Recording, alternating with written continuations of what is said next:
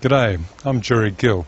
I teach a course on landscape and Indigenous history at La Trobe University's Bendigo campus, and I've lived and worked in the region for over 30 years. I want to show you one of my favourite places, Mount Tarrangower with its lookout tower. It's in central Victoria, about 90 minutes drive northwest of Melbourne. Actually, the tower's a poppet head from a gold mine in Bendigo. It was dragged up here in 1923 by the local community on the back of a dray.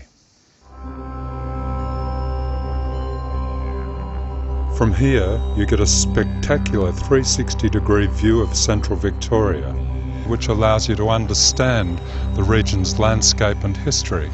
And on a clear day you can see 60 kilometres.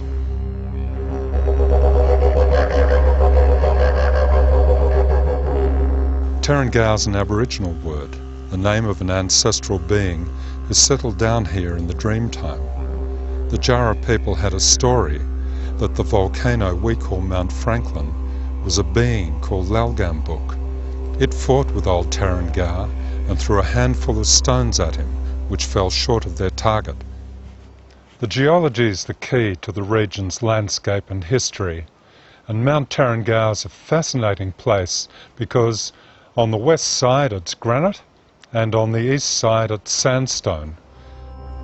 To our east is Mount Alexander, which gave its name to one of the world's greatest gold rushes.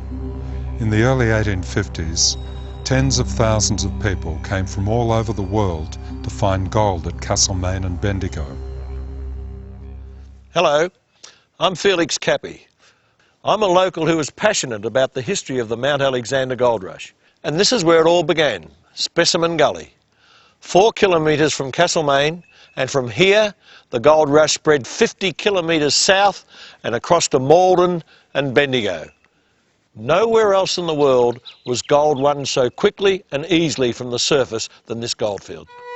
Today, in the triangle formed by Bendigo, Castlemaine and Maldon, is the most complete picture of 19th century gold rush heritage that you'll find in the world. From cities and towns to burial grounds, crumbling stone walls of huts and hotels, and the gold mines and gullies that yielded up fortunes. The graves of the gold diggers are very evocative relics, with their markers and monuments reflecting former homelands. Other relics are more subtle. Take for instance how the different gold rush camps that grew up in the scattered gullies still live on. Around Castlemaine, they are now the distinctive villages of Chewton, Friarstown, Vaughan, Guildford and Campbell's Creek. At Bendigo was Eagle Hawk. Castlemaine and Maldon's historic architecture is deeply rooted in the 1850s and 60s, and the first buildings were locally designed and built of local material, such as the Castlemaine Telegraph Station and Toots Cottage. As towns became more established, a wider mixture of architectural styles was applied, as can be seen in the facades of many buildings, such as the Castlemaine Market Hall, Supreme Court and School of Mines. Agriculture quickly became important to feed the large populations. Between Castlemaine and Bendigo is the Harcourt Valley.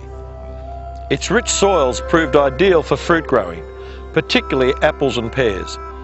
Today, the Harcourt Valley is proudly signposted as the apple centre of Victoria, and the last 30 years have seen many vineyards and other fruits established. From the 1860s, the focus on winning gold changed from the surface to underground, and men working for large companies won gold by mining this hard white stone called quartz. Castlemaine and Maldon had its fair share of large quartz mining companies, but nothing like the underground mines of Bendigo. At Bendigo, the gold ran deeper and richer than anywhere else in Australia. There were hundreds and hundreds of mines. A great city emerged, spreading wider, growing taller, covering the original gold rush field beneath buildings, streets and parklands. It brought the 19th century to a close with a flourish of magnificent buildings. Fate dealt Maldon only a handful of rich mines.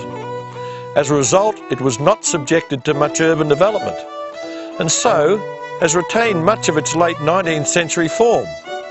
In the 1960s, the National Trust of Australia recognised this and declared Maldon to be Australia's first notable heritage town, a place still renowned for the intactness of its main street. Journeys through this region by car, by train, modern and old, by cycling and by walking will lead you not only to the next community but to a broader understanding of an extraordinary Australian landscape. And this is the actual spot where the world's biggest gold rush began. And who would have thought that in July 1851, when the discovery was announced and only a handful of squatters' labourers lived in the area, that within 12 months over 60,000 frenzied diggers from all around the world would be on this goldfield.